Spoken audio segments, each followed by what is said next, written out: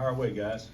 Coach Dave and Jalen, was it good to see those guys kind of have the nights they did tonight together? Yeah, they were both great. Jalen was fabulous in just about every area, and then David, that was probably as dominant a game as he's played this year. He was great. 10 offensive rebounds. You know, the team only gets 14, he gets 10 of them. So yeah, they were both terrific. Oach was terrific. CB wasn't offensively, but he did a great job on McNeil, and Oach did a great job on Sherman when they were matched up with him, which is the majority of the time.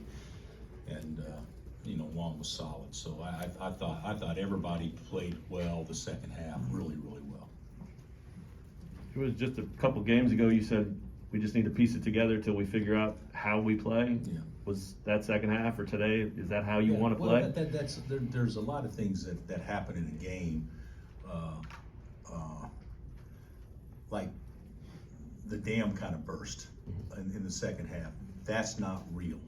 The same thing happens when it could happen to us. It could happen to anybody. We got on a roll there, but the way that we played to start the second half, I would say, is indicative to how we hope to play. We played inside out. We moved the ball pretty well. We rebounded the ball defensively, and certainly we had 13 turnovers, and I'll bet you of the 13, 7 of them were us just giving them the ball. I mean, we got to tighten that up. But we did a good, and we attacked the zone. See, I look at it this way. Look at how we attacked Iowa State's 1-3-1 and compared to how we attacked that one today. So that was much better also. You mentioned Jalen doing everything well. What has changed for him in the last couple of weeks, or really just last week maybe? Well, he made shots against Tech, rebounded against Oklahoma State, and then against Iowa State, I just thought he was kind of just out there. Mm-hmm. Jalen Wilson is a very good basketball player that can score 8 points and play great, or he can score 23 points and play great, because he can do a little bit of everything: rebound, pass. Today was one of the first times you've seen him in transition where his speed with the ball actually created problems for West Virginia. So I thought it was a great start. And if you look at his stats during league play, pretty darn good during league play. Obviously got off to a rough start, but he's getting it back. He's back to where he needs to be.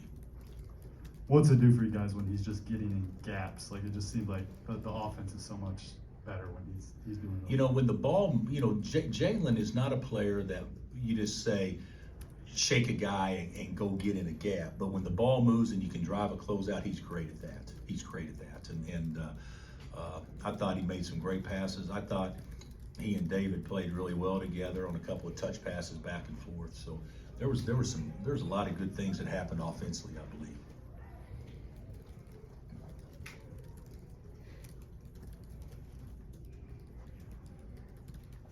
You said David had a great practice the other day. Was that similar to how he played tonight, and does that correlate?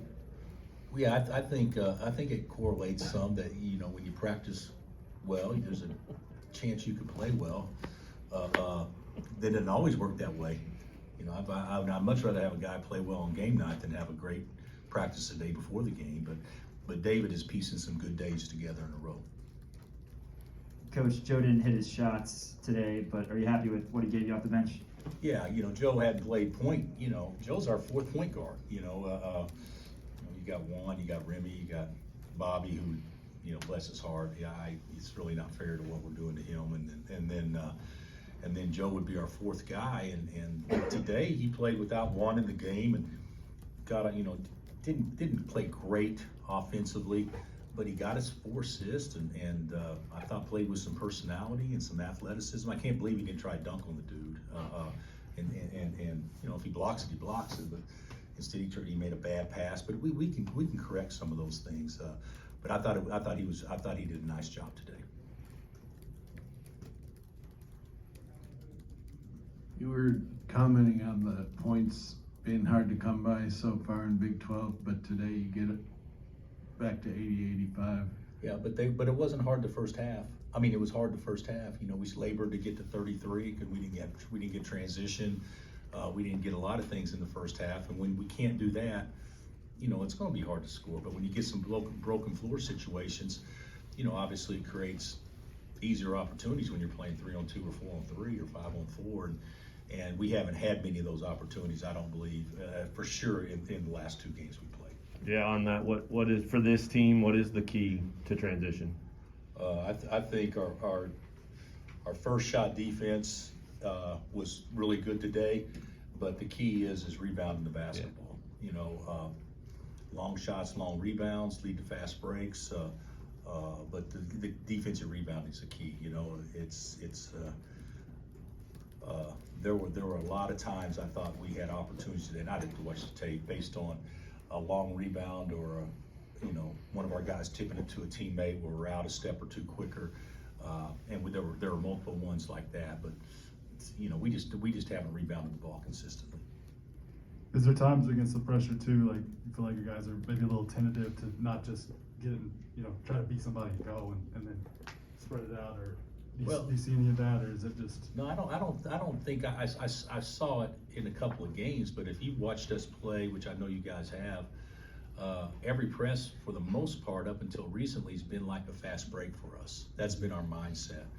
It doesn't mean you're going to get it, but that's been our mindset. And fast break doesn't mean you score. It means you get it up and attempt to score early. So I thought today we were a little bit better with that, but it is Iowa State, you know, sticks out in my mind, that they slowed us down a lot with the big 6'10" guy at the point of the zone, and West Virginia started the same way today with the 6'10" guy on the point, and it didn't seem to affect us the same way. So maybe we're improving in that area. But every press should be a fast break to me. But we're also playing with 1 guard instead of 2. I mean, it makes a big difference if Frank was out, if Devontae wasn't with Frank, or whatever. So it makes a big difference that way. What's Remy's status and how do you approach his rehab moving forward? Well, I don't approach it at all. That's between the trainers and the doctors.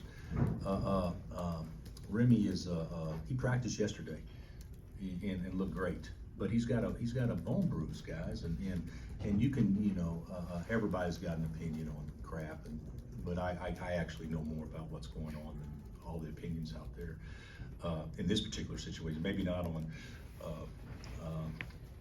politics or world events, but on this particular situation, I actually know a hell of a fucking lot more than, excuse my language, than some other people out there.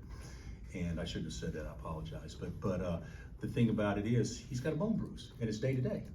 It's day to day. So that's what it'll be. And if it feels good, he'll go. If it doesn't feel good, he won't. And he didn't feel good today. So that's where that's at. How important for you guys to learn how to play with him, since it's kind of uncertain? And how important is it to play without him? to learn how to play without him, yeah, for that I think group. it's important, but I don't think that's who we are. Okay. I think who we are is with him. Okay.